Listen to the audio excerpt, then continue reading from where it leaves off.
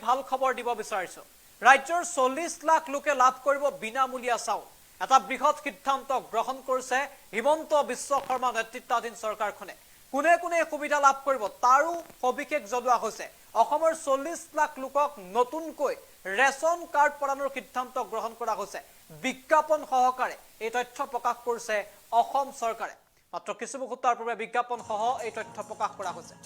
40 লাখ লোকে লাভ কৰিব বিনামূলীয়া চাউল অসম চৰকাৰে এটা বৃহৎ সিদ্ধান্ত গ্ৰহণ কৰিছে মাইগভ আসামৰ জৰিয়তে বিজ্ঞাপন সহকাৰে তথ্য প্ৰকাশ কৰা হৈছে ৰাজ্যৰ লাখ লাখ পৰিয়াললৈ আহিছে ভাল খবৰ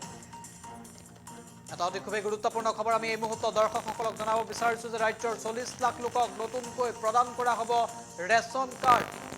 হিমন্ত বিশ্ব শৰ্মাৰ নেতৃত্বাধীন চৰকাৰে সিদ্ধান্ত গ্ৰহণ কৰিছে যোগ্য হিতাধিকাৰীয়ে এই সুবিধা লাভ কৰিব 1 লাখ অথবা 2 লাখ নহয় একেলগে 40 লাখ লোকক বিনামূলীয়া ৰেচন প্ৰদানৰ সিদ্ধান্ত গ্ৰহণ কৰা হৈছে যাৰ বাবে এই 40 লাখ লোকক ৰেচন কাৰ্ড প্ৰদানৰ সিদ্ধান্ত গ্ৰহণ কৰিছে চৰকাৰে ৰাজ্যৰ লাখ লাখ পৰিয়াললৈ আহিছে ভাল খবৰ বিজ্ঞাপন সহ এই তথ্য ইতিমধ্যে অসম চৰকাৰে প্ৰকাশ কৰিছে আমি দেখুৱাইছো বঞ্চিত পৰিয়াললৈ সকাহৰ বাদ বুলি উল্লেখ কৰিছে বিজ্ঞাপনত বঞ্চিত পৰিয়াললৈ সকাহৰ বাদ বুলি উল্লেখ কৰিছে বিজ্ঞাপনত 40 লাখ নতুন হিতাধিকাৰীক প্ৰদান কৰা হ'ব ৰেচন কাৰ্ড ইতিমধ্যে অসম চৰকাৰৰ কেবিনেটে সিদ্ধান্ত গ্ৰহণ কৰিছিল কেবিনেট বৈঠকত এই সিদ্ধান্ত গ্ৰহণ কৰা হৈছিল যে 40 লাখ পৰিয়ালক ৰেচন কাৰ্ড প্ৰদান 40 লাখ লোকক প্ৰদান কৰা হ'ব ৰেচন কাৰ্ড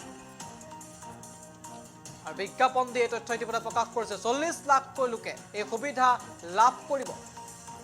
স্পষ্টভাৱে উল্লেখ কৰা